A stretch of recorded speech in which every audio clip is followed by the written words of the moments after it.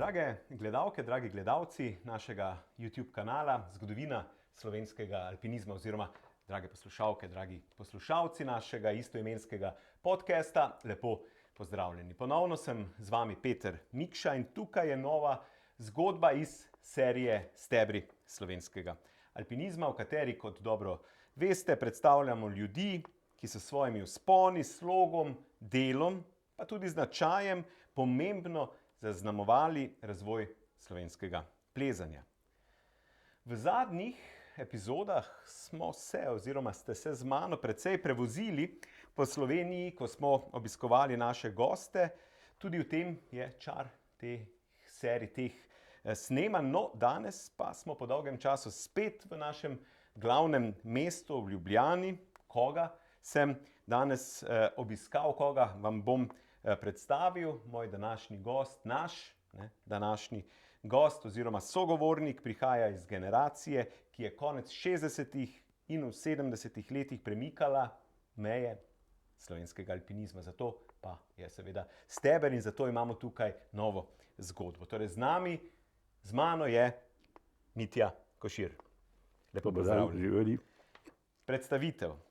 Mitja je sodil med najbolj izrazite predstavnike svoje generacije, skupaj s soplezalci, večina vam bo zelo znanih, torej z Marjanom Manfredo, Borutom Krivicem, Stanetom, Belakom, Šraufom, Danilom Cedilnikom in tako naprej in še mnogimi drugimi. Upam, da bomo še dobili imena. Je soustvarjal obdobje hitrega, drznega, tehnično naprednega alpinizma, v kateri v ta koš, na nek način, oziroma v ta skupek spada tudi zimsko plezanje. Bil je tudi član večjih odprav v Hindukuš leta 70. Še kje je bil, bo povedal, ko so naši alpinisti začeli širiti svoj prostor iz Alp v najvišja gorstva sveta. Sodi tudi med alpinistične smučarje.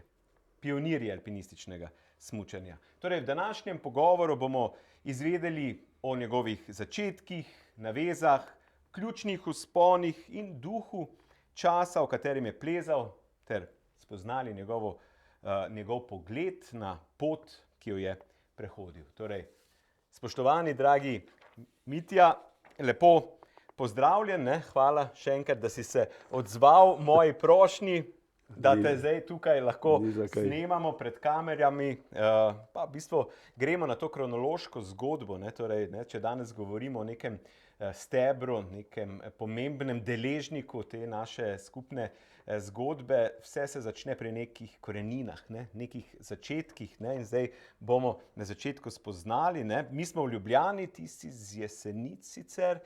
Kje so bili tvoji začetki, kako si prišel v ta alpinistični svet? Ja, seveda na Jesenicah. Jesenice so bile takrat v tistih časih mojega otroštva. Vrhunski alpinizem je veljal takrat. Takrat so bili gospodje Janez Krušic, Uroš Župančič, da ne govorimo o sosedu mojemu na Jesenicah, Joži Čopov, ki je bil takrat še živ. In tako dalje. Tako da sploh ni bilo nič čudnega, da sem pristal v planinskem društvu in v njihovem alpinističnem odseku. Je pa zanimivo, ker ravno govorimo o stebrih, da je bil moj prvi resen vzpon z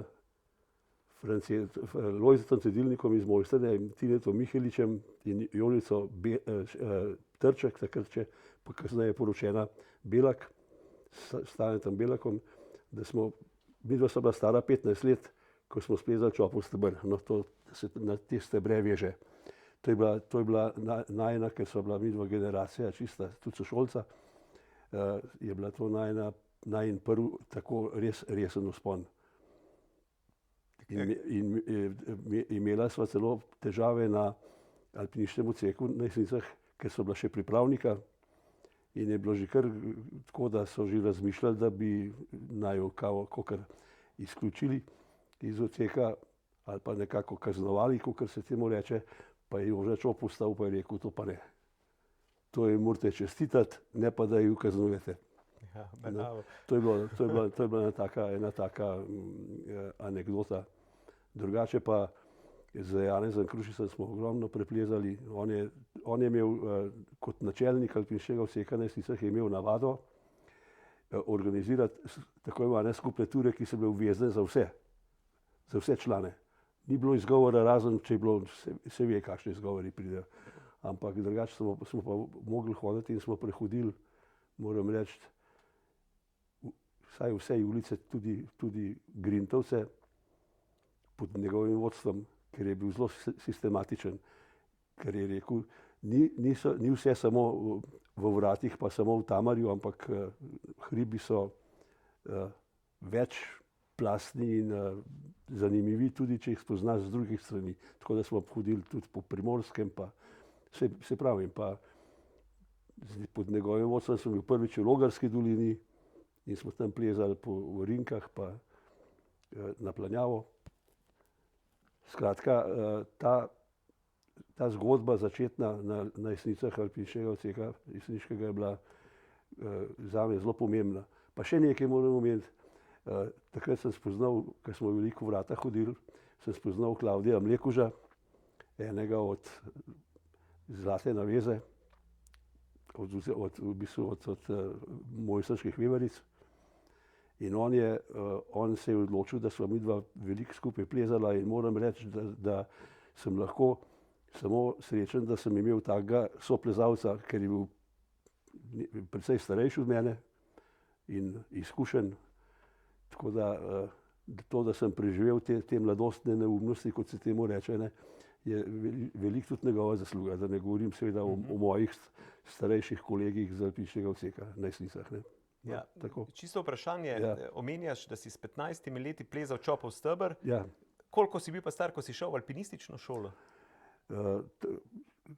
Mislim, kot pripravnik sem se vključil v alpinistični odsek na Jesnicah še v 8. razredu.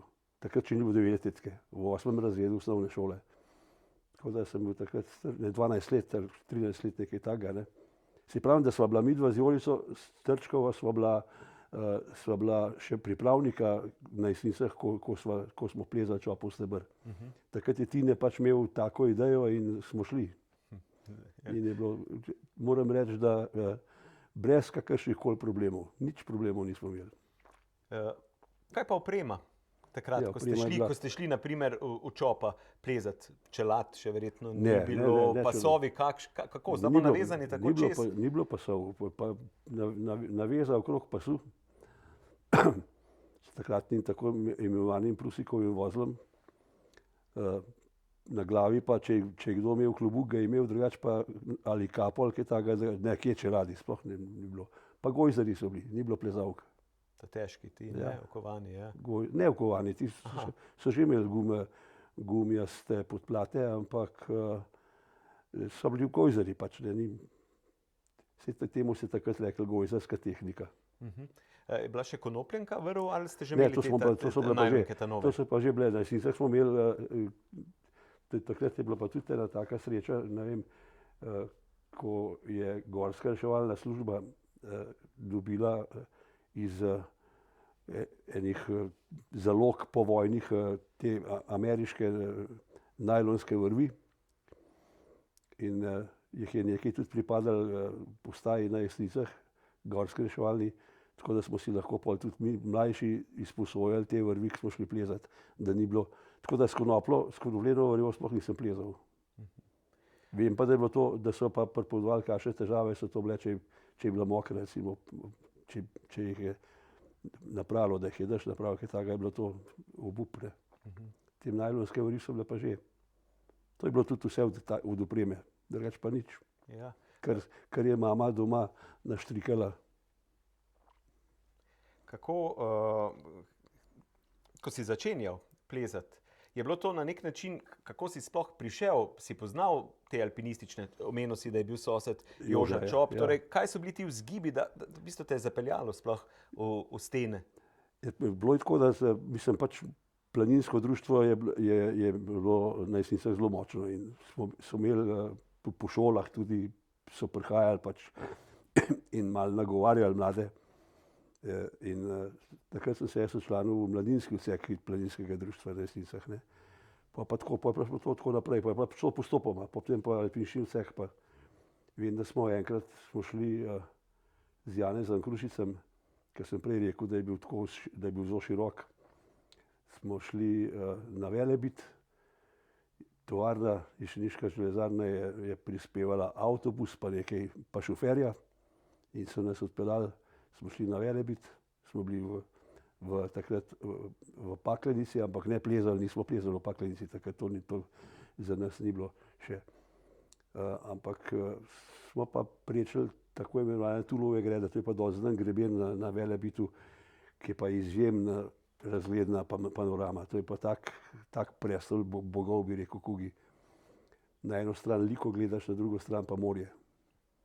In to je tak greben, ki je ni čisto enostaven, je kar treba malo poplezati, ampak je pa čudovit.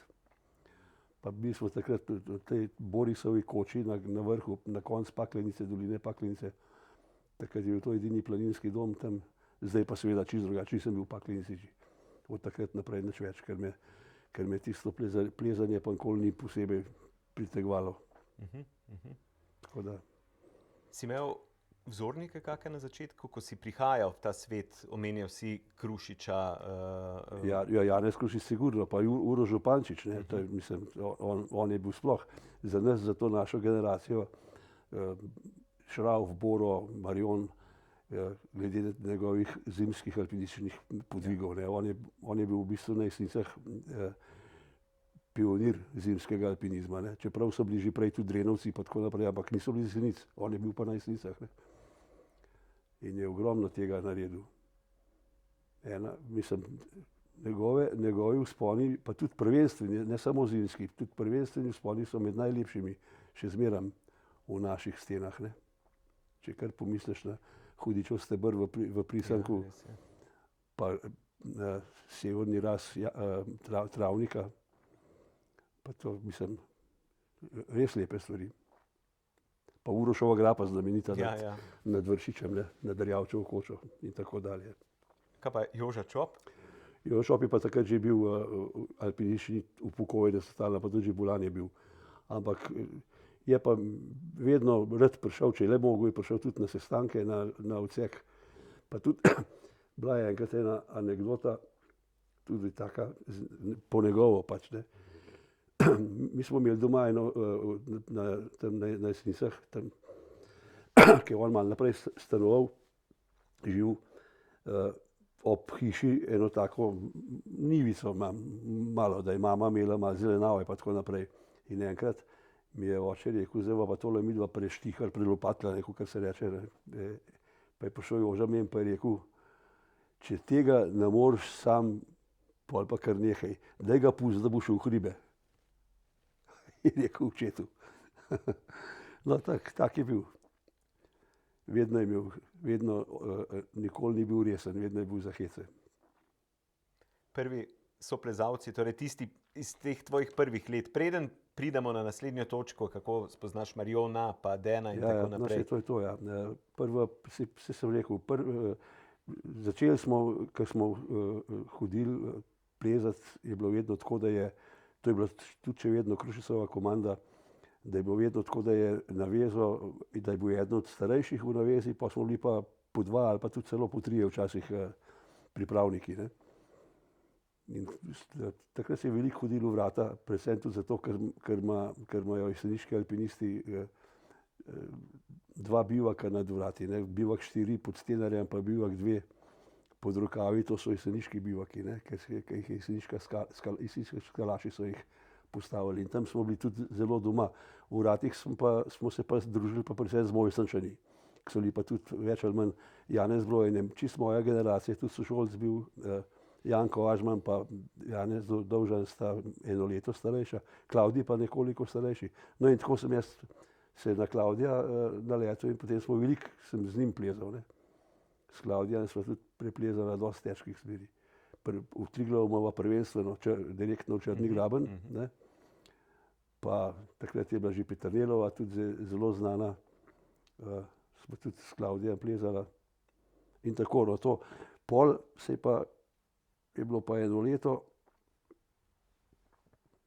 smo bili pa v Tamarju, pa ne vem kako to, da smo se tam dobili in zjutraj mojega soplezalca, pa se ne spomnim zdaj, kjer je bil Jesenic, ga ni bilo, ni prišel.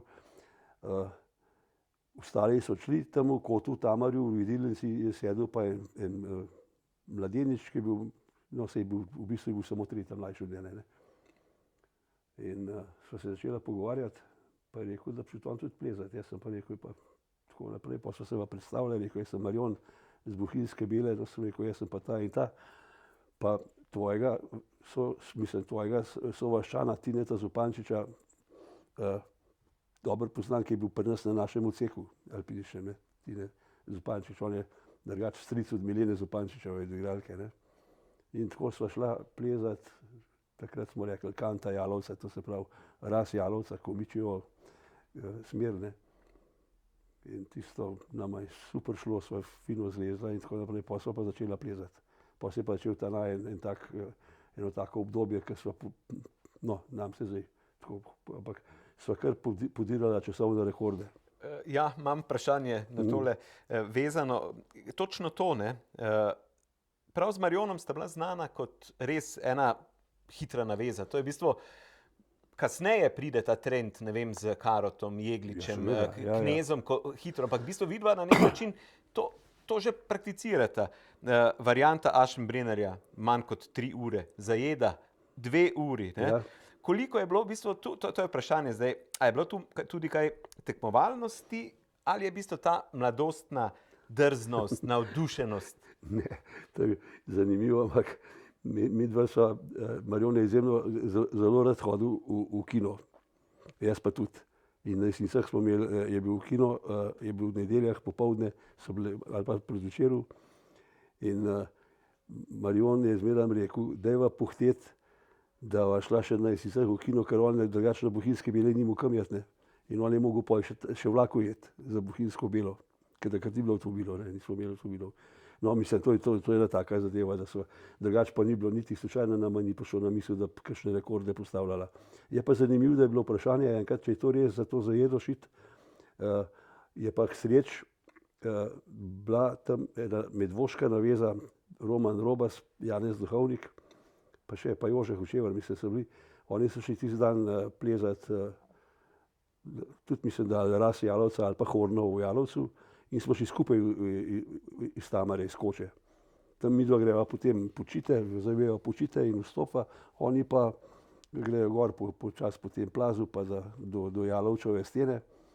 In je Robas pa je on potrdil, ker je gledal, je videl, da sva midva sva že izstopila iz tistega težjega dela Zajede šit, ker potem prideš gor v smeri Jesih Potočnikov in do roba stene. No in ko so se oni navezovali pod Jalovcem, sva midva že bila iz ta težkega ven, tako da je pol Robas to potrdil in je Franci Savenc pa je to tako obelodanil, da je bilo to res. Ja, tako, ker to je od Savenca, od Francija. Tako podatek, dobro, da smo ga imeli, ker je bilo v bistvu res vse zapisano. Na nek način ste takrat dejstvo, torej premikali meje slovenskega alpinizma, ampak ste se zavedali tega, je bila to ambicija ali je pač bilo čisto plezanje kot plezanje, pač neki prelom generacije, ki nekaj novega prinese? Jaz bi rekel, da je bilo to, vsaj za najdva z Marjonom mirno lahko rečem, da sva izjemno uživala, pa še nekaj, zelo sva za varnost skrbela. Tudi slučajno ni bilo kaj tako, kot se je dogajalo, da je cela naveza padla. Tudi to se je dogajalo v naših časih. Žal. Je bil pa recimo, pa čisto druga zgodba je bila pa naprimer z Šraufom, Stanetom Belakom. On je bil pa, tudi se je bil hiter, ampak izjemno previden in on, če bi on bil z nama, tega ne prenesel, ker je, temu se takrat rečel, danes temu pravijo prosto plezanje, mi smo pa takrat rekli plezanje brez klinov. Skratka, samo tam vpet, ker je res bilo nujno potreben, pa na stojišču za varovanje, drugače pa brez tega in to je nama šlo. Marjon je bil izjemen plezalec.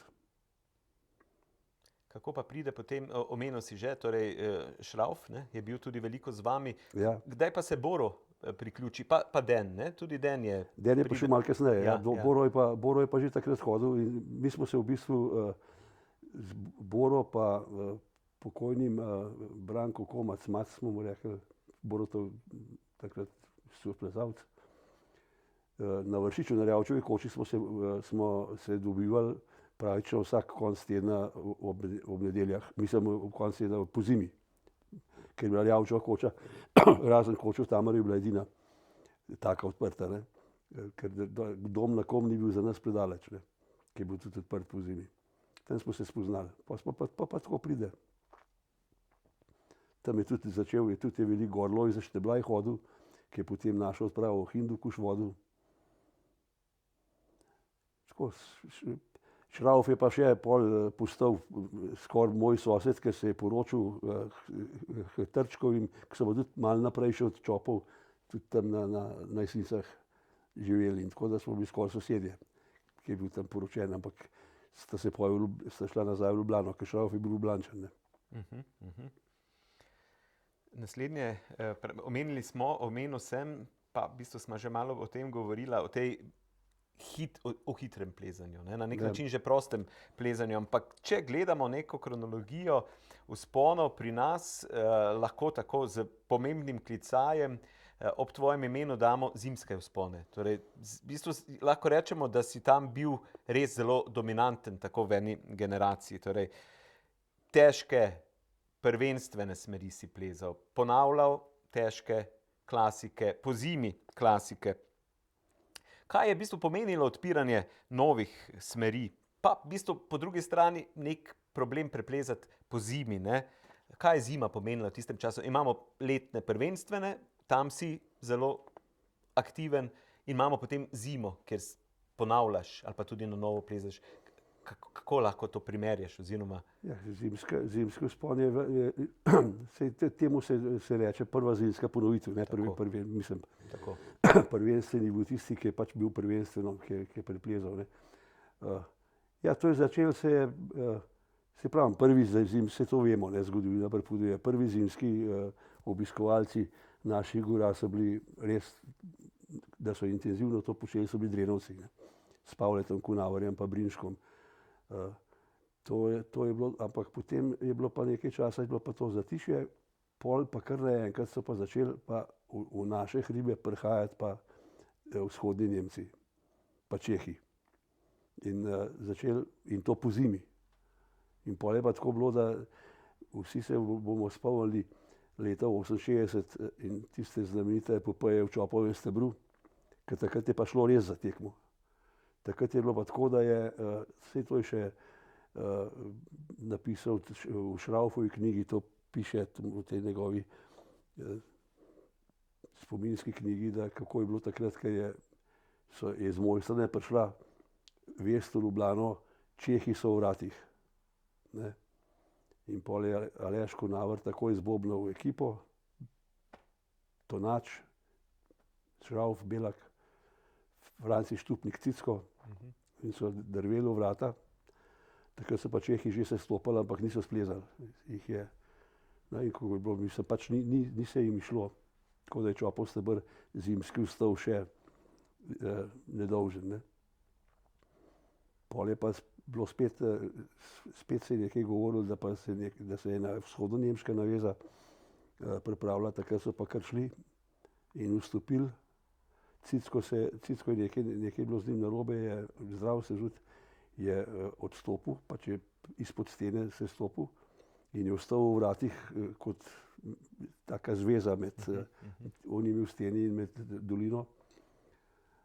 Ti trije so pa vstopili, kljub slabi vremenski napovedi, in pa se je pa zgodilo, pa je bila pa epopeja 8 dni. 8 dni garanja v snežnem metežu. Takrat je bila cela gorska reševalna služba iz cele Slovenije mobilizirana. Na Velem polju je bilo ogromno ljudi, helikopter ni mogel poleteti, ker zaradi slabega vremena, pa tudi takratni helikopterji niso bili še tako usposobljeni kot današnji. Jaz sem bil takrat na Pokljuki, sem bil v vojski, ker sem pač bil vojak, in sem bil gor smo bili ti športni četi, Iztok Belehar je bil, pa Janez Blojan, pa jaz tudi so nas že pripravljali, da bi tudi mi, če ne drugega, šli pomagati gazeti, ker je bilo takrat vprašanje, kako na rob stene pride, da bi jim z vrha stene prišli do njih. Ne. No, in pol se je pa zgodilo tisto, kar se je zgodilo, kar naenkrat zjutraj, to pa od Marjete Keršičeve oče, Marjan Keršič Belač, je takrat vodil na ekipo na Velem polju, je zjutraj pogledal skozi ven, ki so pač gledali gor na hrib in kar naenkrat zagleda tri bele pike, ki se valijo navzdol, ne. In so splezali in potem je bila pa sreča, da so bili te na Velem polju, ker to je pa Aleš pol večkrat povedal, da bi bilo pa težko, če ne bi bilo še, da bi še z Velega polja moglo do doline priti. Seveda, ko so že 4 dni bili brez hrane, ne, in tako, ja. Ja, seveda. Ja, torej zimski vzponi so takrat No, to je bilo, tako. pol je pa to začel, nam rekel, kot nekaj običajnega, ampak nihče več se ni pravzaprav čudil, zakaj pa zdaj pozim v Špik ali pa zakaj pozim v Rakovo Špico ali pa ne vem. Midva z Borutom sva tudi v Travniku bila pozim, v Čadovi pa tako naprej. In je to postalo nekaj kakor običajno. Pol je pa bilo popolnoma jasno, da so zimski vzponi pravzaprav tista prava vstopnica za odpravo v visoke gore, v Himalaje, Andi in tako dalje. Ne. Tam so potem predvsem Aleš je zelo na to gledal, koliko je kdo po zimi splezal, ne, preden je izbiral ekipe. Ne. Ker včasih je bilo to tako selekcijsko, ne, je bilo tam za odpravo se je bilo treba prijaviti in je mogel matično planinsko društvo oziroma Pišilcek je moral pač to prijavo oddati in tako se je prijavljalo, pol je pa na komisiji so pa potem izbirali. Ne. Tako sem jaz prišel enkrat tudi do tega, da so me v Kavkaz poslali. Tik preden sem šel hojakom. Dobro, to odprave pridemo še. Imaš kje evidenco, koliko prvenstvenih smeri si splezal? Ne, prav evidence ne, bi mogel pogledati. Kaj pa, če tako pomisliš na svoje prvenstvene, katera ti skoči takoj ven, da bi lahko rekel, da se je takoj spomniš? Je najbolj Črni graben, direktno Črni graben. To sta plezali s Klavdijem, ne? Klavdijem Tako, Lekužem, to je bila taka kar prelomna smer, dolgo nagledovana in tako naprej, ne? Celo malo je bilo takrat, tako po strani so naj malo gledali, ker so uporabljali, med prvimi so bila takrat, no prva ne seveda, ampak ker so uporabljali sveder. Ker tam je bilo v tistem žlamborju, tik preden se pripleza v dno Črnega grabna, ker to je vpadnica Črnega grabna, ne. V tistem žlamborju je bilo seveda tam noč in dan voda teče in je bilo popolnoma gladko, ja. Tako da je bil sveder edina rešitev, da so, če ne bi mogla iti nazaj, ne, bi se mogla vrniti. Kaj pa zimski vzponi? Prva, ki ti pride takole v spomin? Ja, mogoče tako, da na prvi pogled je verjetno Krušica v Špiku. Belak, Štane Belak, Marjan Manfreda pa jaz ne. To je bila taka, pa še fino je bilo takrat, ker smo v dveh dnevih v bistvu sta bile dve prvenstveni smeri splezane v severni steni Špika. Mislim zimski, ne? Ja. Zimski prvi. Mi v Krušičevi, Krivic pa Cedilnik pa v direktni od Mire Marko. Na nek način vaša ekipa. Ja, cela ekipa, ja. Naslednje vprašanje. Kaj ti je bilo, torej glavni razlog je bilo, da ste šli v zimske stene, ker pač je bilo to takrat normalno, da se gre, ali je bil še kaki drug navdih, ti je bilo fajn po zimi plezati, dvomim, ker je vseeno to kar neke vrste trpljenje. Ja, to že, samo v določenih primerih smo pa prav čakali na zimo, da smo lahko kakšno stvar splezali, ker je bilo v kopnem, je bilo za tiste čase pravično skoraj nemogoče, po zimi pa recimo, to je samo en primer, zdaj se spomnim, midva z Borutom Krivicem, v grapi med Fardamanimi policami in Riglico. Tam je en tak žlambor, popolnoma previsen in tako naprej, veliko so poskušali, celo pred vojno že Miha Arih in tako dalje. In ni šlo, pa je enkrat Uroš nama rekel, Župančič, znameniti zimski alpinist, je rekel, pozimi pa je ta probat. In enkrat, res je bila taka zima, ki je bilo veliko snega in veliko plazov je bilo. In je bil tisti žleb, tisti žlambor je bil v bistvu zasnežen od vrha do tal, tako da sva po snegu splezala. Drugače bi pa tam, ja, seveda, razen seveda kamnoseštvo, sveder pa tako. To. Drugače pa, ja, seveda, zima je čisto nekaj drugega, Zima je prvič krajši dan, drugič bivaki so drugačni kot poletne. Pa tudi občutek zadovoljstva, če se ti nekaj takega, zlasti teh težjih smeri.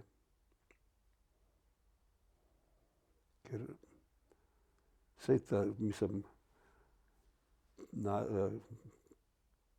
nam so veliko, recimo Čehi pa vzhodni Nemci takrat pobrali teh znamenitih težkih smeri, kot oni so bili takrat že zimsko pripravljeni, bi temu rekel. Čehi so imeli sploh za tiste čase neverjetno dobro opremo. Zakaj so pa prišli sem? Zakaj? Ker je bila meja bolj težko za njih prehodna? Ja, niso šli Čehi so sicer v Alpah, v centralnih Alpah so bili Čehi, tudi enkrat vem, ko smo tam v Vensi, v Ecole Nationale, v Chamonixu, so tam bili, je bila ena češka naveza.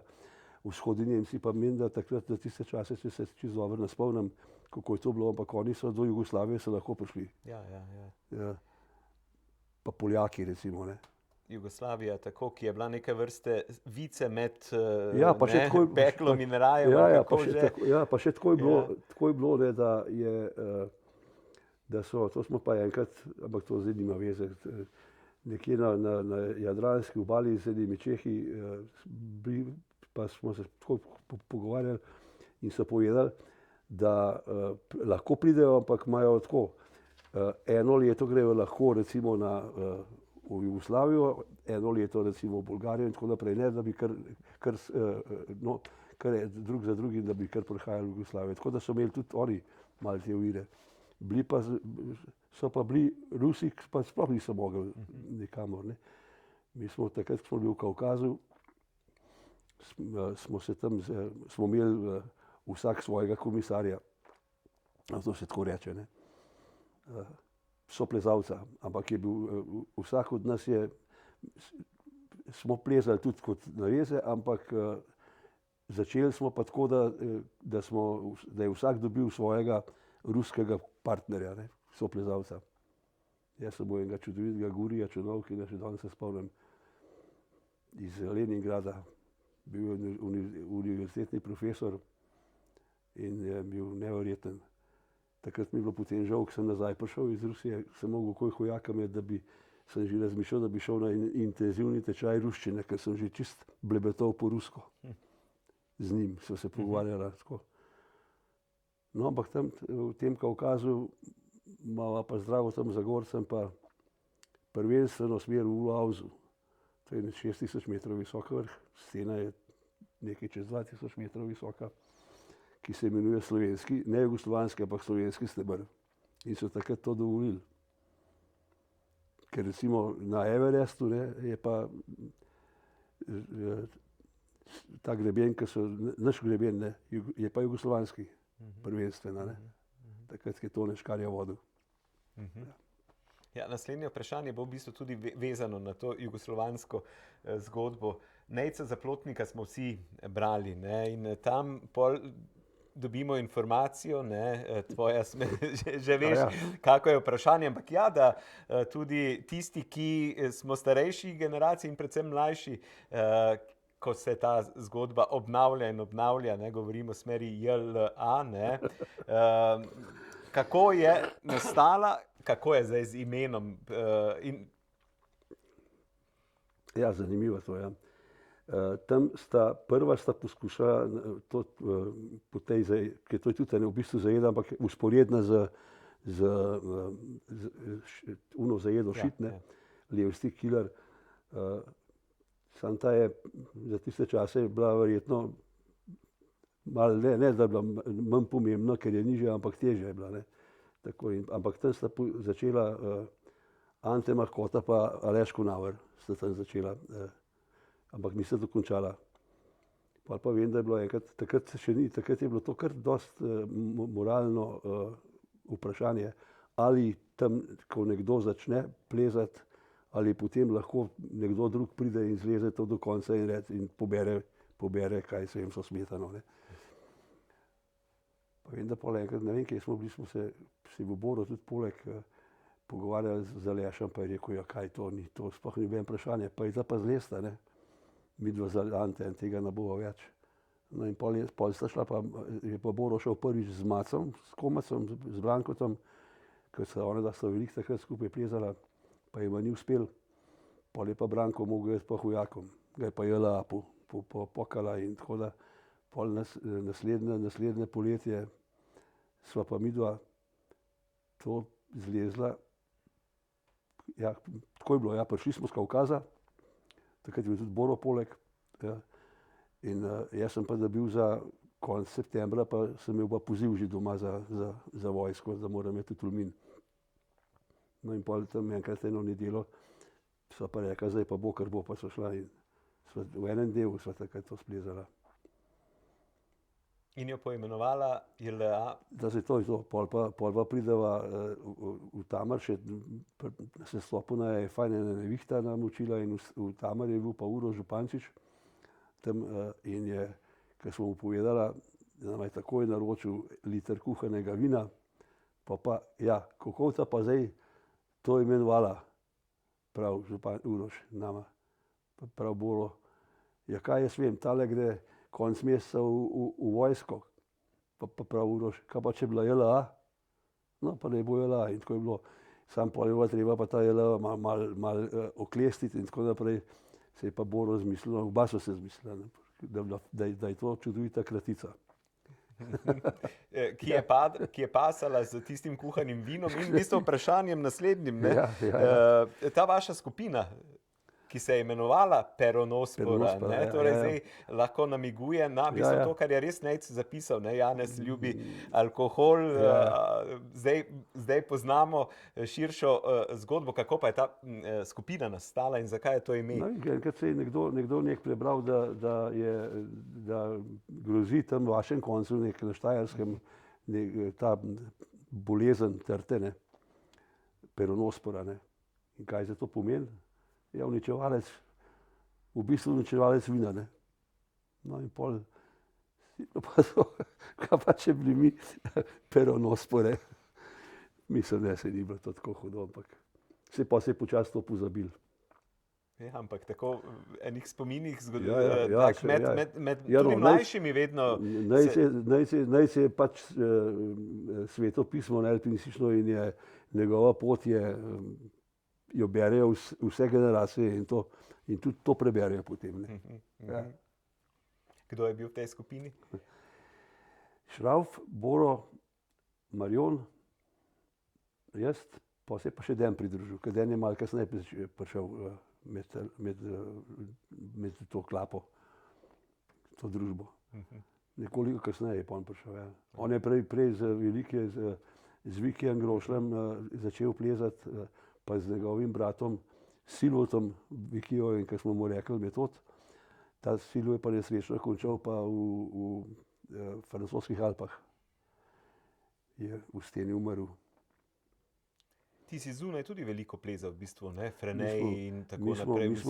Mi smo veliko hodili. Prvič sem šel v Šamoni, ker so nas tudi takrat alpinistična komisija za alpinizem so kakor poslali neko navezo, sem bil s Tineta Miheličem in to je bilo zelo poučno tudi za mene. Pol smo pa veliko, te naše naveze, Šravf, Boro, Marjon pa jaz, smo pa veliko pol v Šamoni vsako leto predvsej tja hodili. Pa tudi veliko smo takrat plezali. Ja. Takrat je bilo, sej pravim, Brenva, Frenej, Drovati, to so take res velike stvari. Ne.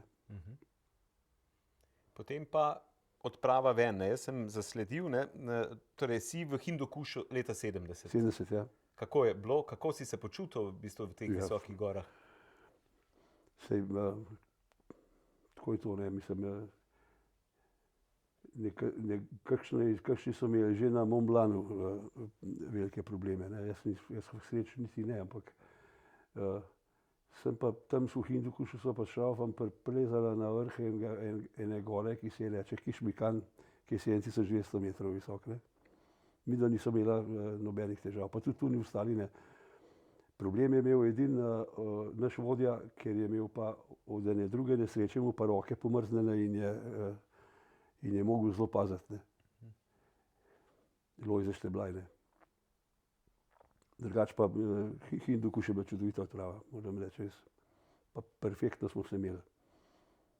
Zdravnik je bil Tomaž Ažman, se pravim, pa Boro, Marjon, Šrauf, Šteblaj pa jaz. Pa potovali smo z avtomobiloma, z enim kombijem, z opremo pa s katerco. V Hindukuš. Ja, to so nam pa v IMV-ju omogočili, so nam posodili.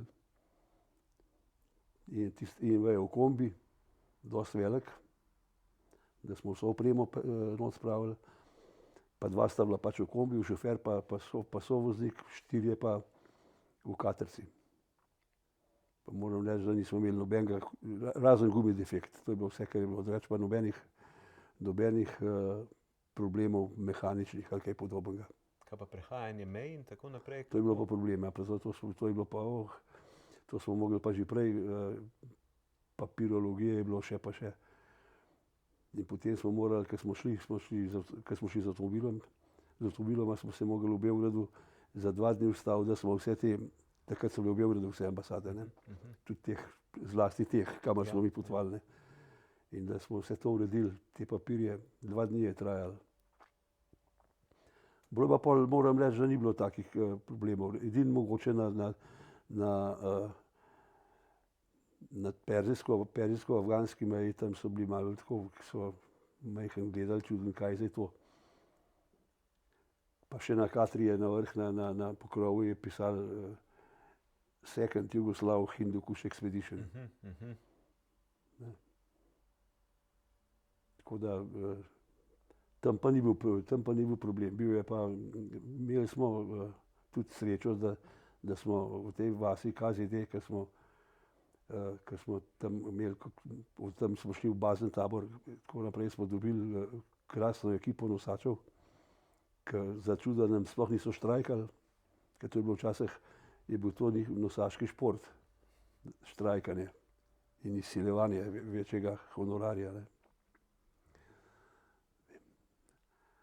Jaz sem se, ker smo se pogovarjali, sem se naučil enega stavka, kako je z njimi govoriti. Je bilo tako rečeno, jak Rus, jak Sanduk, evo Sanduk, čor sat Afgani. To se pravi, en dan, en tovor, 400 Afganov. Ampak zanimivo, Sanduk pa čoj, povsod smo imeli, smo rekli, evo, saj smo mednarodna lingvistična zadeva. Veliko teh naših, tako naših, pač, k nam so prišle s Turki, ne, te. Ja, točno je, te besede, seveda, ne. ki jih poznamo iz jugoslovanskega obdobja. Ja. Prej sem vprašal, ko sem omenil odpravo visoka gorstva, kako si se počutil na višini, ampak to je vprašanje, ki je vezano na to. V naslednjih letih te ne zasledim v nobeni ekipi v Himalaju. Tole zdaj, glede na to, da si bil takrat med najboljšimi ali pa najbolj aktivnimi v zimskem alpinizmu, ki je bil, kot smo slišali, ključ. Zakaj te ni? Jaz sem takrat sem imel pa pred življenjsko odločitvijo, ne. Ali bom ostal v železarni na Jesnicah ali pa bom šel ali pa študirati, takrat je bil zadnji čas. Jaz sem bil takrat star 25 let. In je bilo to res zadnji čas in tako se pravi, celo pri takem nagovarjanju, kot je bil recimo Aleš Kunaver, pa recimo Boro Krivic tudi, pa tako naprej so me pa pejt in sem pač to. To mi je pol uspelo, da sem naredil te izpite in upisal na takratno FSPN, danes je to FDV. Ne. V Ljubljano, ne? V Ljubljani, Tako, ja. Ja. In novinarstvo sem upisal, smer novinarstvo. Ker takrat sem že veliko pisal. Pisal sem pa za Planinski vestnik in za Železarja.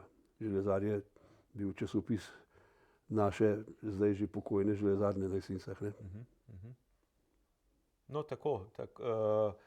Si pa tudi med pionirji alpinističnega smučanja. Zdaj, ko sem gledal te popise, kaj prvi si s Triglava z Mrakom smučal? Pa Brojenom, ja. To smo bili prvi. Pa Janezom, ja, tako.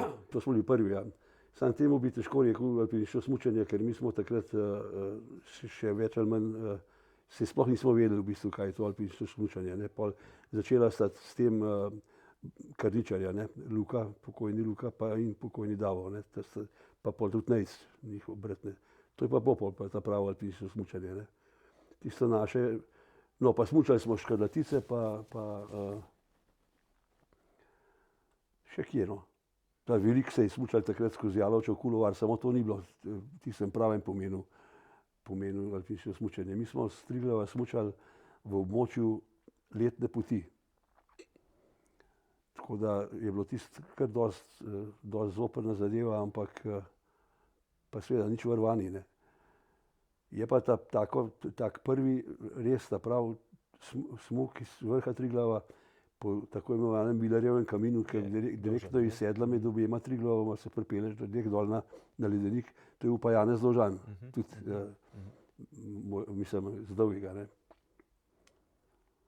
Drugače pa se pravim, za pravo alpinistično smučanje so pa čisti pionirji, pri nas pa Karničarji. Ampak kako ste prišli na idejo smučati? To je pač čisto... Ja, to je bilo pa spet enkrat zelo zanimivo. Midva sva s Stofom bila kolega na Dnevniku, pa tudi drugače prijatelja. In enkrat ne vem, kje smo bili, pa tako naprej, pa prav ti, a je že kdo smučal s Triglava? Sem rekel, ker jaz vem ne. Pa sem pa Francija Savenca vprašal, ker on je bil pa enciklopedija, ne. Brez njega takrat, kakorkoli bi bilo težko. Pa je rekel, kolikor jaz vem ne. No, sem to Tofu povedal, rekel, pa pojmo. Pa se je pa on, ki je on v Kranjski Gori živel, mislim, gor je bil poročen v Kranjski Gori in je bil veliko gor doma, se je s Francijem Mrakom pogovarjal, pa je pa še Naja Zbroje nam nagovoril in smo šli. Pa je bilo, ampak to je bilo tisto leto, ki je bila res zelo snežena zima. Se je še film nastal, televizijski, taka reportaža. Je Tof snemal. Tof je ga imel eden od naših alpinistov jeseniških na vrvi in ga je vrval, tako da je on snemal medtem, ko smo mi smučali. Takrat, če ni bilo dronov. Dobri ste bili, pa s tistimi smučami, ne? Ja. Dolgimi s ulicami. Ja.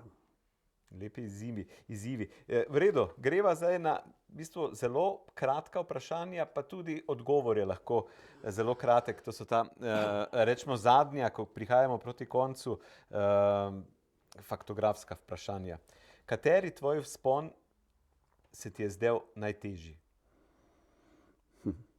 Ne mogoče po oceni, ampak najtežji, cela izkušnja, ne vem, mraz, karkoli že, najtežji. Da je bilo najtežje. Tako bi rekel, rdeča zajeda v Rakovi špici, naveza Belak, Stane Belak, Matija Malešič pa Mitja Košir. To je bilo pa res težko. Mislim, Krušica je bila težka v špiku, ampak to je bilo pa še težje. Ne? Kateri tvoj spon pa ti osebno največ pomeni? Ja, mogoče pa res Ela, zato ker sva takrat šla pa res z Borutom, tako rekel, mogoče na najnem takrat vrhuncu. Ne. Pa pa pač mislim, te take smeri, kot je slovenski steber v Ulovausu, tudi je nekaj, čeprav se v tem bolj malo ve. Razen v eni knjigi Stanka Klinarja, 100 slovenskih vrhov, je vzaten seznam slovenskih v tujih hribih, ne, tam vmes je omenjen ta slovenski steber, ki so ga z Dragotom Zagorcem plezali. Drugače pa vse, mislim, vsak vzpon po svoje je doživetje za sebe. Ne. Ja. Pa je ostala kakšna gora, linija, stena, ko si se pogleda nazaj pa se reče, tole pa je bila želja, pa nikoli ni prišla na vrsto, ali pa ne uresničena zadeva.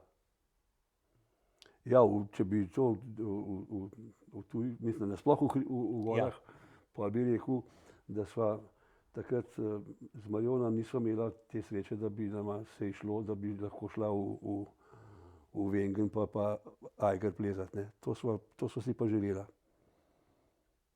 Matterhorn smo bili pač po normalni poti, smo enkrat ene peljali gor na vrh, ampak pa tudi med stena, ker Matterhorn je to tako lepo, enkrat Dejan Sedilnik rekel, ko prideš čist bliz tej najlepši gori na svetu, pa vidiš, da je to samo en kap šodra. Ker je res tako. No, Eiger je pa mikal, ampak ni nikoli prišel, pa je bilo pa prepozno. Ja, tako je. Ja.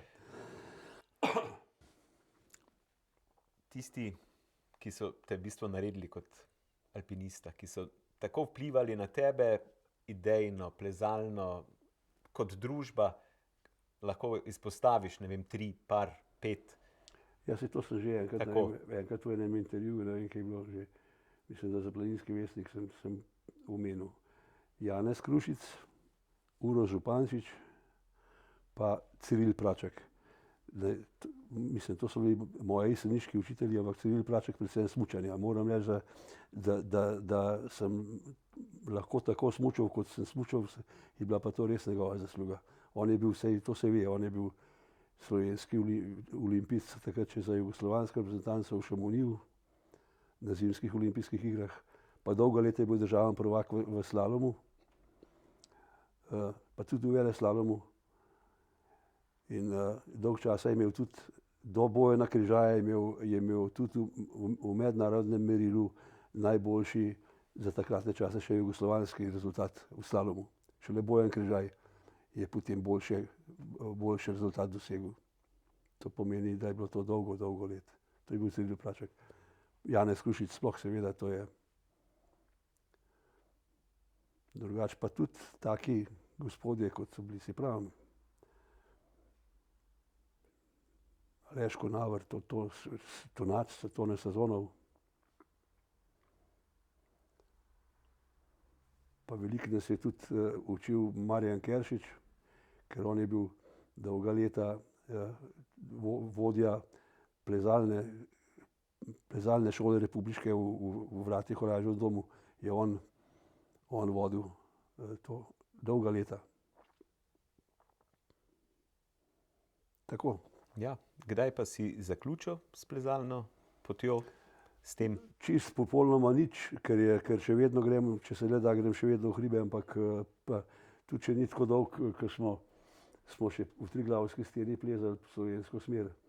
Taka ekipa, kot je Danilo Cedilnik, njegov brat Tonček, njegova žena Majda, pa Branka, moja žena, pa jaz v slovenski. To je bila pa zadnja taka, mislim, zadnjo tesno srečanje s Triglavsko steno. Pol nisem bil več. Ampak tako v hribih pa še vedno hodim. Super, pa pisal si veliko tudi ja, to sem na tak način?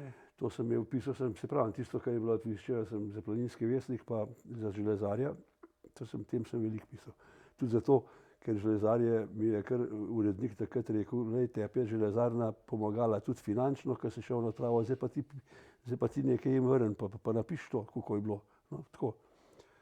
Drugače sem imel pa pol po upokojitvi sem pa v Dnevniku skoraj 5 let rubriko s simboličnim naslovom Kjer tišina šepeta od ovčina. In sem pač pisal take zgodbice z nekoliko vodniškega navdiha. Ne.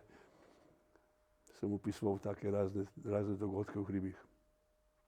Tisto, kar sem jaz poznal, vse poznal Spoznal sem pa tudi po zaslugi teh mojih alpinističnih učiteljev, resničnih, ogromno gora. Naših, ne. Za konec, torej, fajn je bilo, ali kako? Ja, Ja. bilo je odlično. Čopov je že izvedel, rekel pa Bohlonek, smo prijatelji. Tako, vredno bomo s tem tudi zaključili, s to mislijo. Hvala lepa, ne, za to, da smo lahko poslušali tvoje zgodbe, da smo slišali veliko zanimivih zadev, razjasnili neke takšne in drugačne stvari. V glavnem, hvala, ne, hvala lepa, takole. Ja. Spoštovanje, drage gledalke, dragi gledalci, vam pa seveda lep pozdrav, hvala, ker ste bili z nami in predvsem, ne, tako kot je treba, vidimo se kmalu, do takrat pa srečno. Adijo.